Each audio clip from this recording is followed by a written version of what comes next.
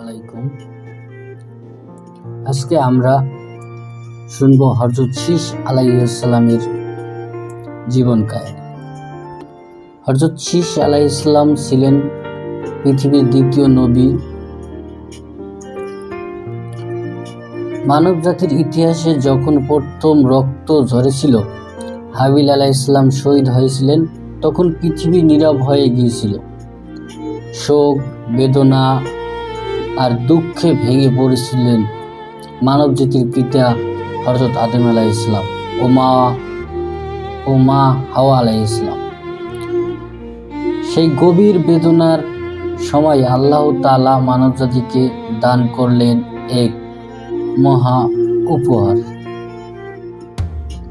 হযরত শীস আলাইহিস সালাম। ঘটনা 1, হযরত শীস আলাইহিস সালামের জন্ম। হযরত শীস আলাইহিস সালামের জন্ম ছিল আল্লাহর পক্ষ থেকে সান্ত্বনা ও রহমতের নিদর্শন। তার নাম শীস, যার অর্থ আল্লাহর প্রদত্ত উপহার। তিনি শুধু আদম আলাইহিস সালামের সন্তানই নন, ছিলেন তার চরিত্র, ইবাদত ও জ্ঞানের প্রকৃতি উত্তরাধিকারী। ঘটনা 2, নবুয়তের ভার ও আসমানি দায়িত্ব। হযরত আদম আলাইহিস সালাম ইন্তেকালের পূর্বে হযরত শীস আলাইহিস সালাম আল্লাহর নির্দেশে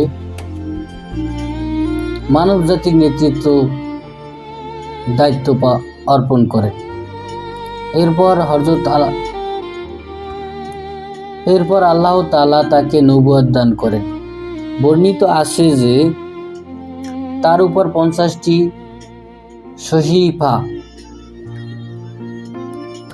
আসমানি পুস্তিকা নাজিল হয়েছিল, যেখানে ছিল জীবন পরিচালনার দিক নির্দেশনা, ইবাদতের নিয়ম ও নৈতিকতার শিক্ষা।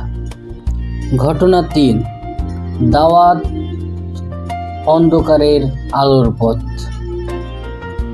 হযরত শীস আলাইহিস সালাম মানুষকে আহ্বান করতেন আল্লাহর একাত্মবাদে বিশ্বাস করতে, সত্য ও ন্যায়ের পথে চলতে, হিংসা, অহংকার ও অন্যায় থেকে দূরে থাকতে।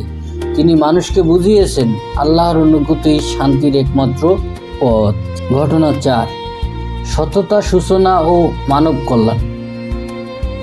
হযরত শীস আলাইহিস সালাম ছিলেন শুধু নবীই নন, বরং মানব সভ্যতার এক আদর্শ পথ প্রদর্শক। ইতিহাস অনুযায়ী তার মধ্যেই মানুষ প্রথম শিখে লেখা ও জ্ঞান সংরক্ষণ, পোশাক সেলাই, পরিধানের নিয়ম, সময় গণনা, শৃঙ্খলাবদ্ধ জীবন, ন্যায়ভিত্তিক সমাজ ব্যবস্থা। তিনি মানুষকে শিখিয়েছেন জ্ঞান ছাড়া ইবাদত পূর্ণতা পায় না। ঘটনা 6, চরিত্র ও জীবন যাপন। হযরত শীস আলাইহিস সালাম ছিলেন অত্যন্ত বিনয়ী, গভীর ইবাদতকারী, ধৈর্যশীল ও ক্ষমাশীল।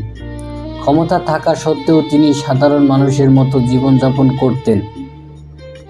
ঘটনা 7, ইন্তেকাল ও উত্তরাধিকারী। দীর্ঘ নবী জীবন শেষ হতে শীস আলাইহিস সালাম ইন্তেকাল করেন। বর্ণনা অনুযায়ী তার বয়স ছিল প্রায় 912 বছর। তাকে তার পিতা হযরত আদম আলাইহিস সালামের কবরের নিকটই দাফন করা হয়। শীস আলাইহিস সালামের জীবনী থেকে আমাদের শিক্ষা। হযরত শীস আলাইহিস সালামের জীবনী থেকে আমাদের শিক্ষা: দুঃখের পর আল্লাহর রহমত দেন, জ্ঞান ও তাওয়াক্কুল প্রকৃতি শক্তি, নেতৃত্ব মানি দায়িত্ব নয়, অহংকার নয়, ইবাদত ও চরিত্র একসাথে গড়তে হয়।